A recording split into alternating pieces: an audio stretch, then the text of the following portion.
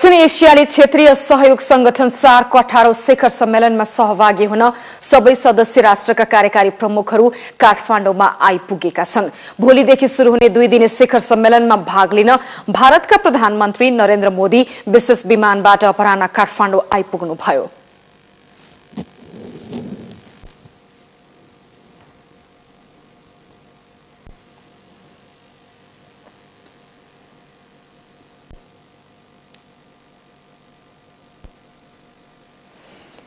मोदीको विमान अवतरण गरे लगत्तै केही समयको अन्तरमा पाकिस्तानका प्रधानमन्त्री नवाज शरीफ पनि विशेष विमानबाट त्रिभुवन अन्तर्राष्ट्रिय विमानस्थल आइपुग्नुभयो।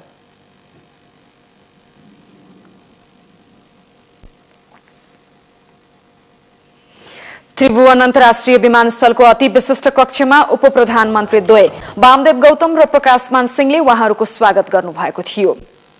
यसअघि आजै श्रीलंकाका राष्ट्रपति महिन्दा राजपक्ष, अफगानिस्तानका राष्ट्रपति अशरफ घानी, भुटानका प्रधानमन्त्री छिरिङ तोग्वे, मालदिभ्सका राष्ट्रपति अब्दुल्ला यामिन र बंगलादेशका प्रधानमन्त्री शेख हसीना काठमाडौँ आइपुग्नु भएको हो। शिखर सम्मेलनमा भाग लिन काठमाडौँ पुग्ने पहिलो विशिष्ट पाहुना श्रीलंकाका राष्ट्रपति राजपक्ष हुनुहुन्थ्यो भने बंगलादेशका प्रधानमन्त्री हसीना अन्तिम।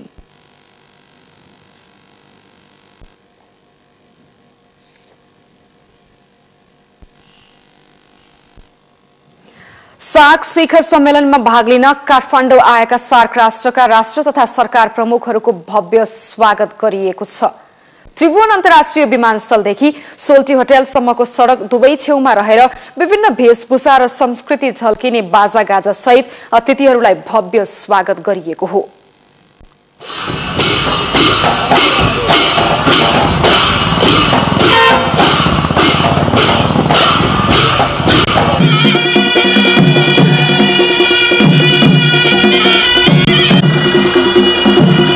यस्तै सर्वसाधारणले पनि सड़क छेउमा रहेर राष्ट्रिय झण्डा फहराउँदै विशिष्ट अतिथिहरूको सड़क छेउबाटै स्वागत गरेका थिए। विशिष्ट पाहुनाहरूको सुरक्षाका कारण त्रिभुवन अन्तर्राष्ट्रिय विमानस्थलबाट सोल्टी होटलसम्म पर्ने सड़क दिनभर जसो खाली गराइएको थियो। सार्क सम्मेलनलाई दृष्टिगत गरी सरकारले राजधानीमा कड़ा सुरक्षा व्यवस्था मिलाएको छ।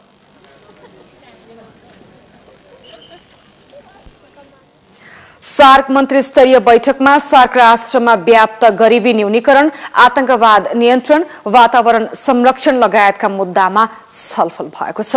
परराष्ट्र मन्त्रीहरूको बैठकमा सार्कका सदस्य राष्ट्रले भोग्नु परेको समस्यालाई सम्बोधन गर्ने बारे पनि छलफल भएको छ। बैठकमा सहभागीले सार्क राष्ट्रमा गरिबी समस्याको समाधान गर्नु ठूलो चुनौती भएको बताएका थिए।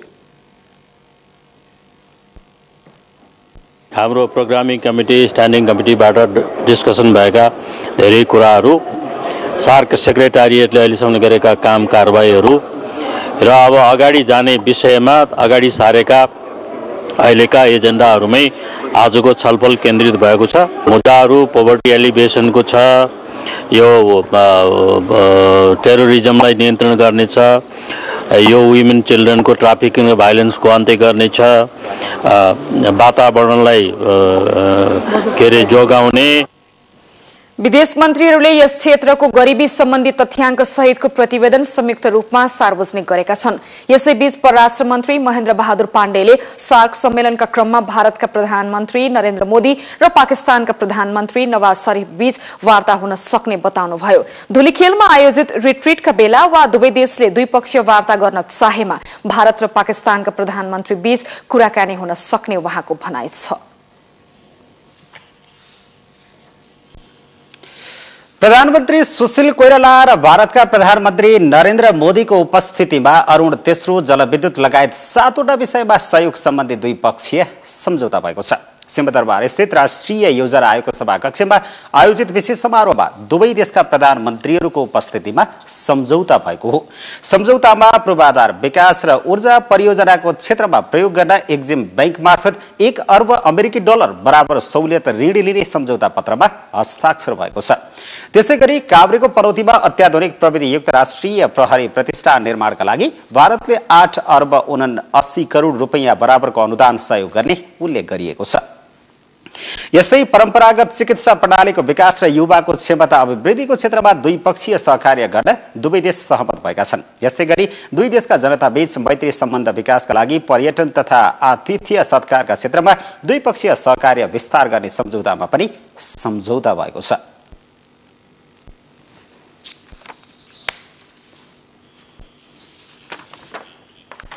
भारतका प्रधानमन्त्री नरेन्द्र मोदीले सहमतिमय संविधान निर्माण गर्न नेपालका राजनीतिक दलका नेताहरूलाई सुझाव दिनुभएको छ।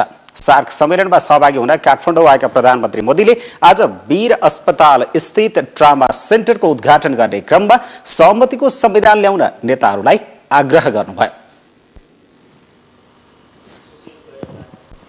संविधान का निर्माण सहमति से ही करने से फायदा होगा। संख्या के बल पर संविधान का निर्माण कभी भी नेपाल का भला नहीं करेगा। सहमति से संविधान बने और आगे चल करके भी आज भी भारत का संविधान इतने साल हो गए, हर वर्ष हम कुछ न कुछ अमेंडमेंट करते ही जाते हैं। भारतका प्रधानमन्त्री मोदीले जति सक्दो चाँडो संविधान ल्यायो त्यति नै बढी नेपालको भविष्य उज्जवल हुने पनि बताउनु भएको छ। मैं प्रार्थना करता हूं कि आप संविधान बनाने के काम में विलंब मत कीजिए, सहमति से बनाने का ही प्रयास कीजिए और सारे रास्ते नए संकटों को जन्म दें। उहाँले मधेस पहाड हिमालका जनताका साथै माओवादीले पनि अपनत्व महसुस गर्ने गरी संविधान बनाउन सुझाव दिनुभएको छ। भारतका प्रधानमन्त्री मोदीले नेपाली र भारतीय जनताका समस्या बुझ्न आफू स्थल मार्गबाट नेपाल आउन चाहेको पनि प्रश्न पार्नु भएको छ। समय अभावले यसपटक सम्भव नभए पनि निकट भविष्यमा पूरा गर्ने उहाँले बताउनु भएको छ। सार्क सम्मेलनमा सहभागी हुन 3वटा देशका राष्ट्रपति र 4वटा देशका प्रधानमन्त्री नेपाल आइपुगेका छन्। प्रस्तुत छ नेपाल सहित सार्क मुलुकका राष्ट्र र सरकार प्रमुखहरूको संक्षिप्त चिनारी सहित तयार पारिएको यो रिपोर्ट। अमेरिकामा पढेर विश्व बैंकको जागिरे समेत भएका अशरफ घानी सार्कमा पछि थपिएको तथा युद्धको चपेटामा परेको मुलुक अफगानिस्तानमा यसै वर्ष राष्ट्रपति हुनुभएको हो। चुनावमा उहाँ स्वतन्त्र उम्मेद्वार हुनुहुन्थ्यो। काबुल विश्वविद्यालयको उपकुलपति समेत भइसकेका घानी गत वर्ष फरेन पोलिसी म्यागजिनले गरेको सर्वेक्षणमा विश्वका बौद्धिक व्यक्तिको सूचीमा दोस्रो नम्बरमा पर्नुभएको थियो। सानो भूमि थोरै जनसङ्ख्या रहेको पर्यटकीय देश मालदिभ्सका राष्ट्रपति अब्दुल्ला यमिन जनताबाट प्रत्यक्ष निर्वाचित मालदिभ्सका 6औं राष्ट्रपति हुनुहुन्छ। तत्कालीन राष्ट्रपति मोहम्मद नासिदलाई हराउँदै गत वर्ष उहाँ नेतृत्वमा पुग्नुभएको थियो। राजधानी मालेमा सन् 1959मा जन्मिएका राष्ट्रपति यमिनले लेबनान र अमेरिकाबाट उच्च शिक्षा लिनुभएको थियो। तमिल र सिंघाली बीच द्वन्द्वको इतिहास बोकेको श्रीलङ्काका राष्ट्रपति महिन्दा राजापाक्से दोस्रो कार्यकालमा हुनुहुन्छ। उहाँ सन् 2005 देखि राष्ट्रपति पदमा हुनुहुन्छ। श्रीलङ्काका प्रसिद्ध राजनीतिकर्मीका छोराका रूपमा जन्मिएका राजापाक्से बुबाको मृत्युपछि उहाँको क्षेत्रबाट चुनावमा उठ्नुभएको थियो। सन् 1970मा 24 वर्षको उमेरमा उहाँ सांसद हुनुभएको थियो। उहाँकै पालामा श्रीलङ्कामा लामो समयदेखि चल्दै आएको युद्ध अन्त्य भएको थियो। राजापक्षले अन्तर्राष्ट्रिय जगतमा विद्रोहीलाई निर्मम दमन गरेको आरोप खेप्दै आउनु भएको छ। सन् 2008 देखि 2013 सम्म भुटानको संसदमा विपक्षी नेताका रूपमा रहेका छिरिङ तोग्बे गत वर्ष प्रधानमन्त्री चुनिनु भएको थियो। अमेरिकाबाट मेकानिकल इन्जिनियरिङमा ब्याचलर गरेका उहाँ डेमोक्रेटिक पार्टीका सह-संस्थापक हुनुहुन्छ। छिरिङले हार्वर्ड युनिभर्सिटीबाट जनप्रशासनमा स्नातकोत्तर गर्नुभएको छ। भारतबाट माध्यमिक शिक्षा लिएका उहाँ राजनीतिमा आउनुअघि सरकारी कर्मचारी भएर काम गर्नुभएको थियो। फोर्ब्स पत्रिकाले तयार पारेको विश्वका 100 महिलाको सूचीमा 47 स्थानमा परेकी बङ्गलादेशका प्रथम राष्ट्रपति शेख मुजिबुर रहमानकी जेठी छोरी शेख हसिना सन् 2009 देखि बङ्गलादेशकी प्रधानमन्त्री हुनुहुन्छ। यसअघि उहाँ 2 पटक प्रधानमन्त्री हुनुभएको थियो। उहाँ सन् 1981 देखि बङ्गलादेश अवामी लीगको सर्वोच्च पदमा हुनुहुन्छ। सन् 2008मा भएको आम निर्वाचनमा अवामी लीगले 2/3 बहुमत पाएपछि उहाँ पुनः प्रधानमन्त्री हुनुभयो। यसै वर्ष बङ्गलादेशमा भएको संसदीय निर्वाचनमा उहाँको पार्टीले पुनः बहुमत पाएपछि शेख हसिना तेस्रो पटक प्रधानमन्त्री हुनुभएको हो।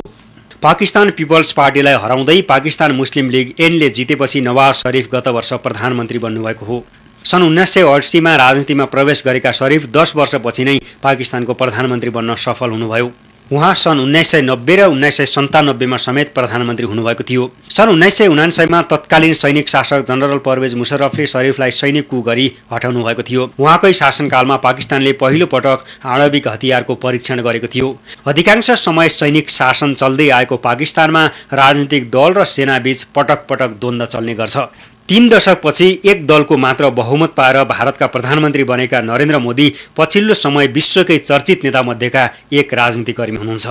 अटल बिहारी वाजपेयीपछि भारतीय जनता पार्टीको शाख उकास्दै प्रधानमन्त्री भएका र लोकसभामा समेत राम्रो नतिजा दिलाउन सफल मोदी चर्चाको शिखरमा हुनुहुन्छ। 1 दशकभन्दा धेरै समय गुजरातको मुख्यमन्त्री बनेका मोदीले त्यहाँको आर्थिक स्थिति सुधार गरेपछि चर्चित हुनुभयो। उहाँकै लोकप्रियताका कारण सत्तारूढ दल काङ्ग्रेस आईलाई हराउँदै भाजपा अघि बढेको हो। प्रधानमन्त्री निर्वाचित भएपछि उहाँले छिमेकसँगको विदेश नीतिमा सुधार गर्दै दक्षिण एसियाली देशहरूबीच सम्बन्ध सुधार्ने प्रयत्न गरिरहनु भएको छ। नेपाली काङ्ग्रेसका सभापति सुशील कोइराला गत वर्ष भएको संविधान सभाको निर्वाचनमा काङ्ग्रेस सबैभन्दा ठूलो पार्टी बनेपछि दोस्रो स्थानको दल नेकपा एमालेको समर्थन जुटाई प्रधानमन्त्री हुनुभएको हो। सन् 1939 मा विराटनगरमा जन्मिएका कोइराला बीपीको राष्ट्रियता, प्रजातन्त्र र समाजवादको नीतिबाट प्रभावित भएर राजनीतिमा होमिनु भएको थियो। प्रजातन्त्रका लागि पटक पटक भएका आन्दोलनमा गरी झन्डै 7 वर्ष जेल जीवन बिताएका कोइराला अविवाहित हुनुहुन्छ।